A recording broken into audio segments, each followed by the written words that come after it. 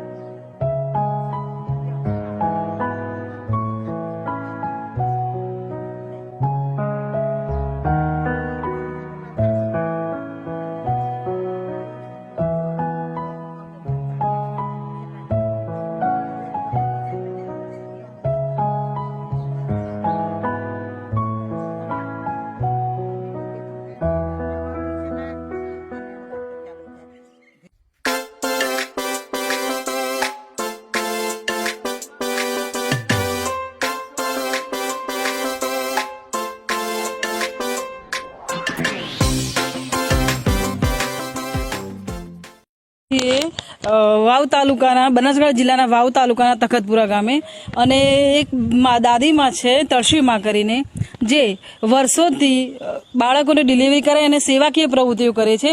તો આપણે એમની જોડે વાત કરીએ, થોડી જાણીએ એ કેવા પ્રકારની સેવા પ્રવૃત્તિઓ કરે છે. તો તળસીમાં તમારી જોડે વાત કરશે, અત્યારે સાંભળો. હું તળસીમાં બોલો. તમે શું શું સેવા કરો છો? કેટલા ગામડાઓમાં જાઓ છો? જો જોડિયાળી, તખતપુરા અને નવગામ અને 2 મેઠાવીયા આટલામાં કેમ કે મારે જ સેવા ભાઈઓની કરવાની છે. સગર્ભા બેનીઓને કેમ કે સેવા મારે જ કરવાની છે. બરાબર. અહીંયાને કોઈ તકલીફ હોય તો અડધી રાતે મને બોલાવે. પછી કોઈ બી એને મેન કેમ કે તાર ડિલિવરી થવાની હોય તો તરત મને બોલાવે. અહીંયા જઈને બહેનને કેમ કે સેવા પ્રમાણે બધી સેવા કરું અને તરત એને દવાખાને લીધા. 40 વર્ષથી મેં ઘરે ડિલિવરી કરાવી હતી અને હવે તો મોદીભાઈએ કેમ કે ટ્રેનિંગ કરાવી તે પછી હું હવે ડાયરેક્ટ બહેનોને સગર્ભા બહેનોને તેડીને દવાખાનામાં દઉં છું. બરાબર. દવાખાનામાં કહે છે ને તરત દવાખાનાની માલિક કરે કહે ને તરત એની ડિલિવરી થવાની હોય તો આપણે કેમ કે રેફરલમાં તો અહીં પીએચસીમાં તો પીએચસી એટલે છે કેમ કે તડાવ બીજી માવસરીમાં પીએચસી બીજી નથી. અને મારા કેમ કે 40 કિલોમીટર માથે કોઈ ડૉક્ટરની સગર્ભાને કેમ કે મારો ચાય નથી. બરાબર. અને તમે કેટલા વર્ષથી આ કામ કરો છો? આર્યું 50 વર્ષથી. 50 વર્ષથી.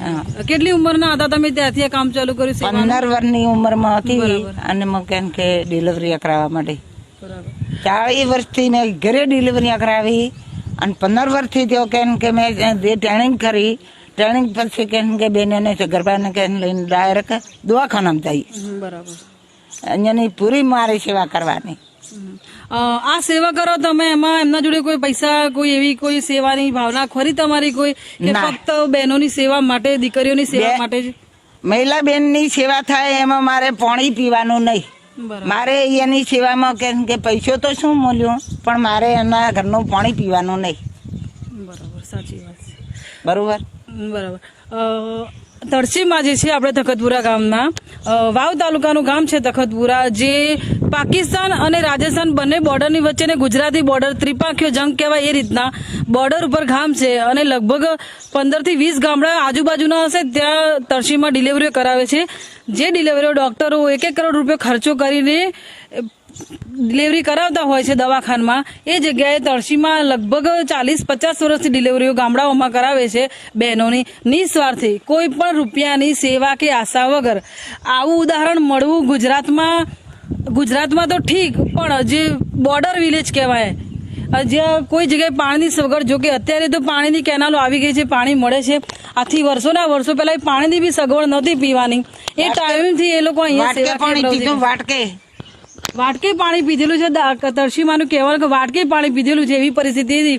ત્યારથી એ વખતે પણ એમને પૈસાની કોઈ આશા રાખી નથી અને ફક્ત ને ફક્ત બેન દીકરીને વગર પૈસે કોઈ પણ બહારની દવા, મેડિકલ વગર એમનો સારવાર થઈ જાય, એમના બાળકનું તંદુરસ્ત સારું રહે, સગર્ભાનું તંદુરસ્ત સારું રહે, એના માટે સતત પ્રયાસો કરતા રહે છે. અને એમના જ કુટુંબની એક મહિલા છે, પોતે આશા વર્કર છે, એ પણ એમનામાંથી પ્રેરણા લઈ અને આશા વર્કરનું કામ કરે છે.